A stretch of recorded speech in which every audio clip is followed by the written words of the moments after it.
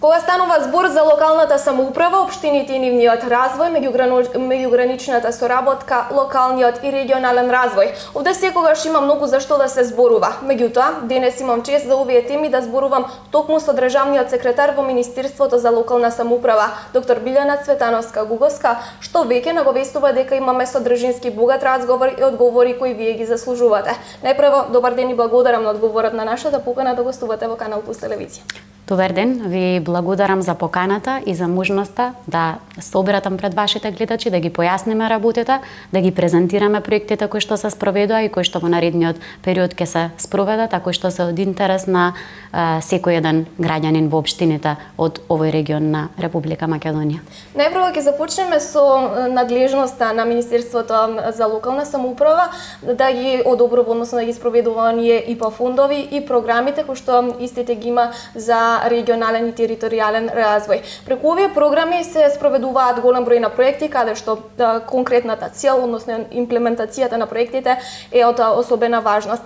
Првиот дел од оваа фаза на ИПА 2007-2013 заврши, меѓутоа втората фаза која што е предвидена за од 2014 до 2020 година веќе има 4 јавни повици спроведено. Како се одвила? Министерството за локална самоуправа всушност е национална институција одговорна за спроведување на ИПА програмите за територијална и регионална соработка или постаро за прекугранична соработка. Тоа е всушност еден комплексен инструмент на Европската унија каде што корисници од локално, од регионално ниво без разлика на тоа дали се односно државни институции, дали се приватни здруженија, дали се организации од невладиниот, од граѓанскиот сектор, може да аплицираат за добивање на средства заедно со партнери од соседни земји. Во суштина, главната поента на овие програми е да се воспостави поблизо контакт и соработка во пограничните региони, но и секако да се изгради или пак да се спроведат некои софт мерки кои што имаат за цел да го подобрат квалитетот на живење на граѓаните во пограничните региони. Република Македонија во првиот програмски период од 2007 до 2013 година управуваше со 5 програми за прекугранична соработка со соседните земји Бугарија, Грција, Албанија, Косово и една транснационална програма каде што покрај Република Македонија членуваат останати 16 земји.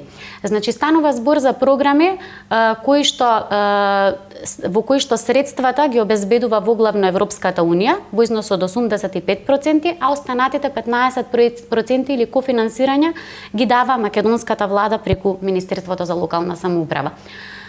Напоменавте во вашето прашање во моментов од новиот програмски период 2014-2020 година веќе имаше 4 објавени повици со Република Бугарија, Република Грција, Република Албанија, како и Балкан Мед програмата, каде што освен Република Македонија има останати 4 земји, Грција, Албанија, Кипар, кои што членуваат во оваа програма и кои што партнери од тие земји може заеднички да аплицираат за добивање на средства.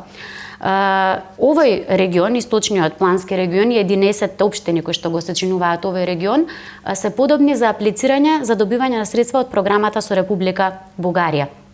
Повикот со Република Бугарија беше објавен минатата година, заврши, веќе се контрактирани проекти и проектите веќе се спроведуваат.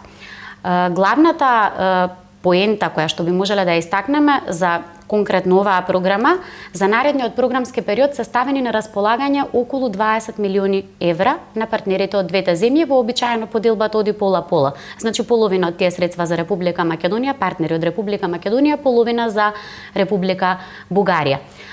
Во тој контекст продолжува успешната приказна која што општините и останатите чинители од овој регион ја испишаа во изминатиот период. и се надеваме дека процентот на искористеност како во минатото, така и во овој нареден период ќе остане висок, бидејќи истиот изнесува околу 95% кога станува збор за програмата со Република Бугарија. И кои се овде бенефитите кои што се остварени преку овие фондови, како е за претходниот инструмент, но и за оваа втора фаза која што ќе се заокружи до 2020 година? Првиот програмски период ни покажа дека македонските партнери, пред се општините во оваа смисла би сакала да говорам бидејќи доаѓам нормално од Министерство за локална самоуправа, каде што единиците на локалната самоуправа се нели суштината на нашето постоење, покажа дека иако на почетокот почнаа со срамежливи, така да ги наречам, капацитети, во текот на времето успеа да стекнат капацитети како да добиваат што е можно повеќе средства од ИПА фондовите. Јас напоменав дека процентот на искористеност во програмата со Република Бугарија достигна до 96%, мислам. Така што тоа покажува една навистина висока посветеност и тоа е всушност програмата која што најефикасно се искористува. Процентот со Република Грција од околу 88%, и останатите се малку послабо искористени програми, што говори за висока свесност и подготвеност на општините и останатите чинители од овој регион за аплицирање и на добивање средства.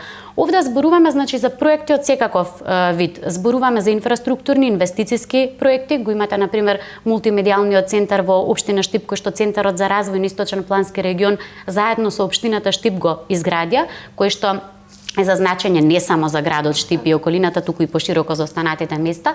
Имате низа на проекти од одржлив туризам, од подготовка на студии, на технички документации, кои што општините од овој регион успеа да ги подготват како проектни апликации, квалитетни проектни апликации и за истите да добијат средства. Тука пред се би сакала да истакнам дека кога зборуваме за добивање на средства, во обичаената слика која што просечниот граѓанин ја има е тоа дека поголемите општини успеваат да добијат повеќе проекти. Но источниот регион говори за една малку поинаква успешна приказна. Во програмата за прекугранична соработка со Република Бугарија, вие имате проекти кои што ги спроведува општина Зрновци, која што знаеме колку е мала и со какви административни капацитети располага, општина Пробиштип, општина Македонска Каменица, општина Карбинци, која што исто така рурална општина. Значи, зборуваме за општини кои што на вистина, ако така можеме да се искажеме, кубурат со административни капацитети, а од друга страна покажуваат исклучително добри резултати во искористувањето на европските фондови. Оттаму, ова искуство кое што го имаме во досегашниот период, ни ја дава довербата и вербата дека и за наредниот програмски период ќе продолжи оваа успешна приказна, која што ја испишуваат чинителите од македонската страна на границата, се разбира во соработка со партнерите од Бугарија, и ќе имаме исто така висок, па дури и можеби повисок процент на искористеност. И дополнително, она што е многу битно да се истакна е дека овој висок процент на искористеност, освен интересот нели како заедничка точка во соработката, е тоа што се градат врски и мостови на доверба, што е всушност и клучната поента на овие фондови. И ние како Министерство и Влада сме навистина задоволни што имаме свој удел во сета оваа успешна приказна. И во насока на развојно и ефикасно работење, општините имаат можност за меѓуопштинска соработка. Ги поттикнувате ли општините на ваква соработка и дали тие ефикасно ја искористуваат оваа можност? Меѓуопштинската соработка во современото функционирање на системите на локална самоуправа значи дека на општината и се дава можност да се здружи со друга единица на локална самоуправа и на тој начин, здружувајќи дали финансиски, дали човечки ресурси, да овозможи поефикасно, поефективно, но и поевтино извршување на одредени надлежности. Во Република Македонија сведоци сме дека 80 општини плюс градот Скопје како административна единица, имаме навистина голем број на општини кои што се мали по територија, располагаат со мали административни капацитети. Неминовно е истите да ги здружуваат со цел да ги намалат трошоците за работење, но и со цел да овозможат поефикасно испорачување на услуги спрема граѓаните како нивни крајни корисници. Во таа смисла, на ниво на државата, во моментот функционираат 67, односно од сите 80 општини, 67 општини имаат воспоставено меѓуопштинска соработка, што ќе рече дека над 75% од општините ја искористиле можноста за да воспостават ваков тип на соработка. Ние како министерство кое што во чија што надлежноста законот за меѓуопштинска соработка, кој што представува како една правна база на која што служи за воспоставување на меѓуопштинска соработка, сме горди да истакнеме дека досегашното користење на овој инструмент е на задоволително ниво, но исто така сме должни да преземеме мерки и за негово унапредување во смисла на натамошно јакнење на капацитетите со кои што општините испорачуваат услуги спрема граѓаните. Оттаму за наредниот период е предвидена подготовка конкретна програма за поддршка на меѓуопштинска соработка, каде што преку финансиски инструменти на општините ќе им биде дадена можност да добијат финансиски средства со цел да се здружат за други општини, дали ќе биде тоа од областа на здравството, дали ќе биде од областа на образованието, дали ќе биде од областа на социјалната грижа и слично, преку национални фондови да можат да воспостават ваков тип на соработка меѓу себе. Чисто како за илустрација, колку да бидеме јасни, за малите општини ваквото воспоставување на меѓуопштинска соработка значи заштеда на основниот буџет, средства кои што може да се употребат за реализација на капитални проекти. Вие го имате не во овој регион, ама и во югоисточниот регион, кој што исто така е блиску, примерот со трите општини Босилово, Василево и Ново село, кои што воспоставија први во Република Македонија меѓуопштинска соработка за повеќе дејности од надлежност на локална самоуправа. Во моментов заштедата на нивните основни буџети на секоја од овие три општини стигнува до 12%. 12% од основниот буџет наместо за администрација одат за реализација на капитални проекти. Тоа говори за сериозноста и потребата од сериозност во пристапот во поттикнувањето и воспоставувањето на меѓуопштинската соработка. И те откако беа дефинирани надлежностите на локалната самоуправа, им се даде една одговорност за локален економски развој. Како се справуваат со ова општините и имаат ли капацитет? Локалниот економски развој може би една од најдинамичните надлежности со кои што управува локалната самоуправа во Република Македонија. Велам најдинамична бидејќи во себе вклучува повеќе аспекти. Вклучува подготовка на документи за планирање на локалниот развој, односно на локалната економска политика, но и вклучува конкретни активности за привлекување, се разбира во соработка со владата, на инвеститори надвор од општината, поддршка на приватниот сектор, пред се на малите и средните предпријатија кои што чинат најголем дел од стопанската гранка во Република Македонија. И воопшто, значи, изградба на локална инфраструктура која што има импакт врз развојот. Во своите почетоци општините беа доведени во нерамноправна положба. Значи, голем дел од општините, најголемиот дел поради нивната неповолна географска местоположба и природните ресурси, навистина имаа многу потешкоти во справувањето со оваа надлежност. Од друга страна пак имаше општини кои што ја имаа среќата да се најдат во близина на индустријски капацитети, каде што можноста за вработување на населението се поголеми и кои што располагаа со природни богатства кои што можеа да ги искористат на еден или на друг начин, се разбира во контекст на децентрализацијата и употребата на богатствата со кои што располага на локалната власт, кои што и беа пренесени од централната власт. Оттаму во оваа смисла со цел да се овозможи нели подинамичен локален развој, можноста тоа да го направат им се даде на општините. Колку општината ќе развие поголеми административни капацитети и колку тие административни капацитети ќе бидат во можност да финансираат да овозможат различни извори на финансирање да влегуваат во општината, значи не само за загарантираните национални буџети преку министерствата, туку и од меѓународни финансиски институции, од ИПА фондовите за кои што претходно зборувавме. Тука не зборуваме само за прекугранична соработка, зборуваме и за останатите програми на Европската унија, каде што локалните власти може да аплицираат и да добијат средства. Толку повеќе ќе значи дека таа општина успеала да се снајде. Тука се разбира и програмата на владата за изградба на индустријски зони, што е можно повеќе во сите краишта од Република Македонија за да се овозможи еден порамномерен развој во државата, да им се даде можност и на помалите места и да имаат можност каде населението во нивните општини да се вработува. Сведоци сме дека конкретно во источниот плански регион следи е одбележан од една депопулација, да ја наречеме така, бидејќи многу од младите луѓе, па и повозрастните одлучуваат да мигрираат во Европската унија или пак во некои други земји.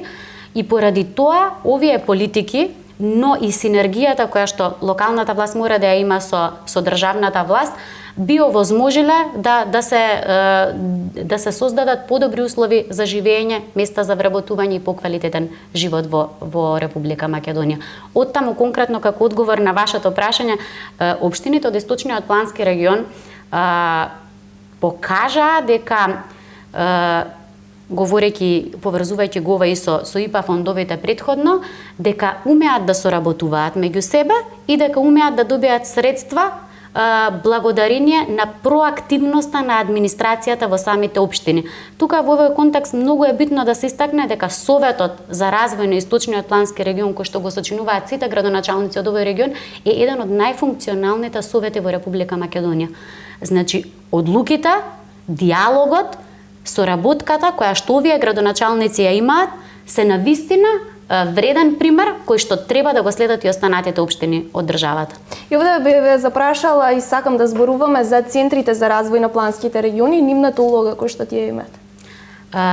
Така, јас го напоменав Советот за регионален развој кој што го сочинуваат градоначалниците и во таа смисла Центарот за развој на планскиот регион всушност е оперативното тело кое што овозможува одлуките на овој совет да се реализираат на терен. Центрите за развој на планските региони се воспоставени со цел да се овозможи надминување на овие разлики во административните капацитети за кои што претходно зборувавме. Да им се овозможи на сите да добијат воедначен пристап до фондовите кои што државата и кои што другите донатори или ИПА фондовите ги нудат. Клучен аспект за функционирањето на центрите е договорот за соработка кој што централната власт преку Министерството за локална самоуправа го подпишува со единиците на локална самоуправа.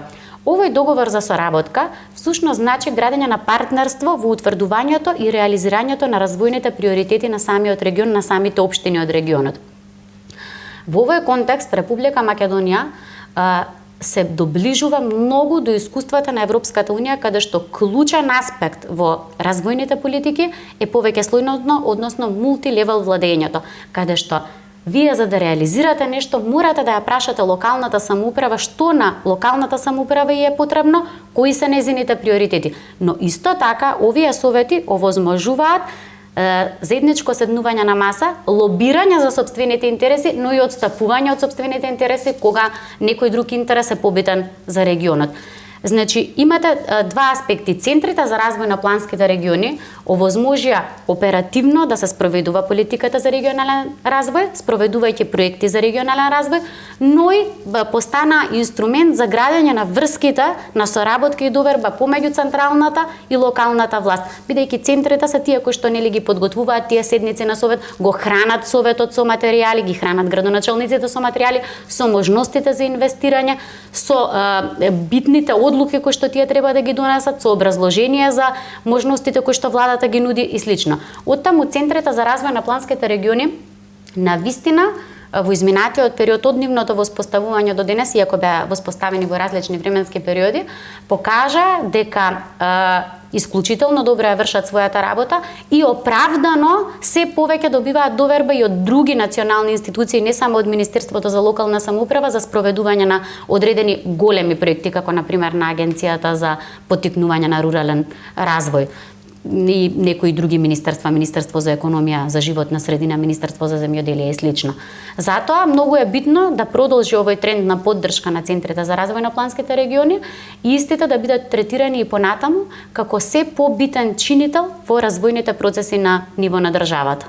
Ете соработката со регионалните со центрите за развој на планските региони воопшто во државата вроди со еден интересен проект, односно со регионални бизнис центри. Ајде да зборуваме за нивната важност и колку тие веќе ги имаат резултатите кои што беа посакувани. Ваков регионален центар има и во Штип. Бизнис центарот дојде како една последица на досегашното спроведување на политиката за регионален развој, која што во главниот фокус ги имаше пред единиците на локална самоуправа. Бизнис центарот како таков беше осмислен да испорача услуги спрема приватниот сектор без надомест. Значи зборуваме со покривање на трошоците од централната власт, односно преку Министерството за локална самоуправа и од донатори со кои што Министерството за локална самоуправа за таа цел склучило договори. Точно така во Штип е отворен, значи во рамките на Центарот за развој на Планскиот регион функционира регионалниот бизнис центар и можеби некои од граѓаните ќе се запраша зошто токму се во Штип, меѓутоа согласно Законот за регионален развој, Центарот за развој на Планскиот регион се ситуира во најголемата општина и има за цел да ги покрие останатите општини од тој Плански регион. Оттаму и логички бизнис центарот го ситуиравме во Штип. Главната улога која што овие регионални бизнис центри ја имаат е да представуваат институција вмрежувач помеѓу приватниот сектор, единиците на локална самоуправа и централната власт. Имено да ги доближат на приватната заедница сите новини како во правната рамка, така и во останатите точки на интерес кои што може да им бидат на приватниот сектор, да ги испорачаат до нив. За таа цел во изминатиот период беа спроведени обуки кои што беа на барање на приватниот сектор. Значи, процесот течеше на следниот начин. Беа испраќани прашалници до приватниот сектор врз основа на добиени одговори, предлози за обуки, за работилници, за информативни настани. Центарот за развој на Планскиот регион во соработка со Министерството, но и со останатите национални институции како Фондот за инновации, Агенцијата за вработување, Агенцијата за поддршка на претприемништвото, испорача конкретни обуки кои што луѓето од приватниот сектор потенцираат дека им се битни и без при тоа да побара надомест. Значи тоа е една многу успешна приказна која што кога ја презентираме и на меѓународни форуми добива значително внимание, бидејќи тоа покажува една конкретна синергија помеѓу инвестициските политики кои што Република Македонија на ниво на држава и влада ги водеше. Зборувам овде за привлекување на проектите за привлекување на странски инвеститори, се покажа дека на регионално, локално ниво ние всушност проведуваме и конкретни проекти за поддршка и на домашното претприемништво како клучен мотор на одржлив долгорочен раст и развој во планските региони. Освен овие вака обуки кои што ние ги спроведовме, регионалните бизнис центри испорача и конкретни резултати.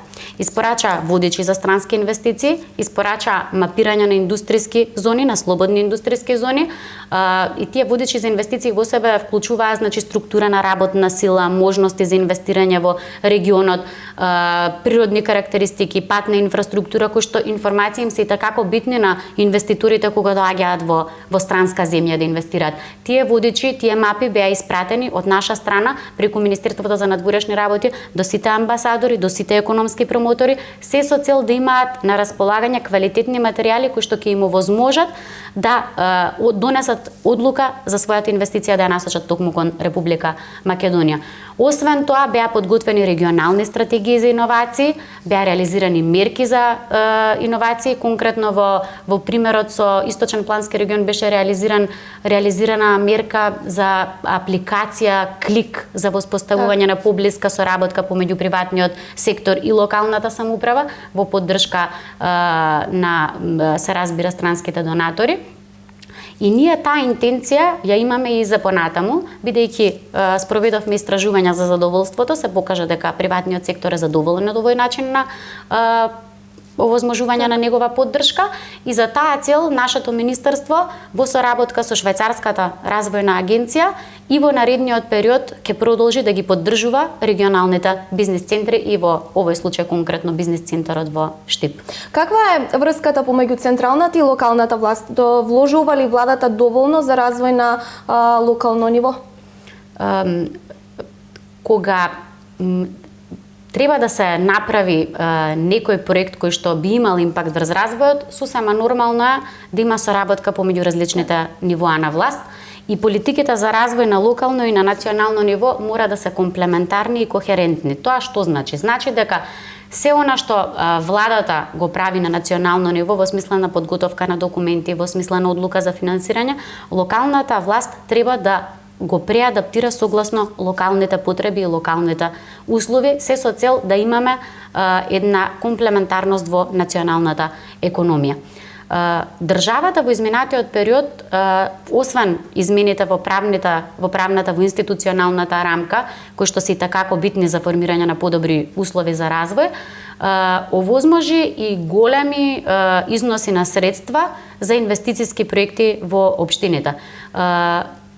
Линиските министерства, освен Министерството за локална самоуправа, имаат низа на програми каде што на конкурентна или на неконкурентна основа општините може да аплицираат и да добијат средства за изградба на патна инфраструктура, водоводни канализациони мрежи, за туристички објекти и слично. Конкретно во случајот со Министерството за локална самоуправа, институцијата од која што јас доаѓам, ја спроведува програмата за рамномерен регионален развој, каде што врз основа на развојна класификација и степен на развиеност се доделуваат средства за поттикнување на развојот. При тоа, повторно ќе потенцирам, градоначалниците сами одлучуваат каде овие средства ќе ги насочат, што е мощно битно да се потенцира, бидејќи говори за јакнењето на улогата на локалната самоуправа во планирањето и спроведувањето на развојот. Во источниот плански регион годинава 2017 година ќе се спроведат неколку проекти со средства од оваа програма. Советот за регионален развој веќе ја донесе одлуката, зборувам на национално ниво, и одлуката би требало и владата да ја донесе во наредниве денови, ако веќе не е донесена во изминативе 2-3 дена. На овој начин, во 2017 година, преку националните фондови, преку Министерството за локална самоуправа, ќе се поддржи реализација на неколку проекти. При тоа, дел од средствата, околу 70% се наменети за реализација на поголеми регионални проекти, а останатите средства, 20-10, се наменети за поттикнување на развојот во селата и во подрачјата со специфични развојни потреби. Конкретно за 2017 година е планирана изградба на етнопарк во општина Зрновци. Потоа е планирана регулација на Виничка река, еден поголем проект, бидејќи сведоци сме дека можноста од поплавите е навистина сериозна и поради тоа треба да се ние сериозно заангажираме, сериозно да пристапиме кон овој проблем. Исто така е предвиден и проект за изградба на спомен обележјето на местото на загинување на Никола Карев. Тоа се регионалните проекти, додека во контекст на проектите за подрачјата со специфични развојни потреби имаме реконструкција на дом во Пехчево, во село Панчарево, потоа имаме осветлување на Лесновски монашки манастири и уредување на излетничко место во Лесново, кое што сите ние како деца од екскурзии дури од Скопје го паметиме, и локален пат во Кочани. Тоа се значи проекти за подрачја со специфични развојни потреби, додека во проектите за развој на селата, бидејќи се помали износите, таму финансираме повеќе техничка документација, која што потоа е битна за добивање на средства дали од ИПА фондовите или од други програми на националниот буџет, различни од програмата за регионален развој.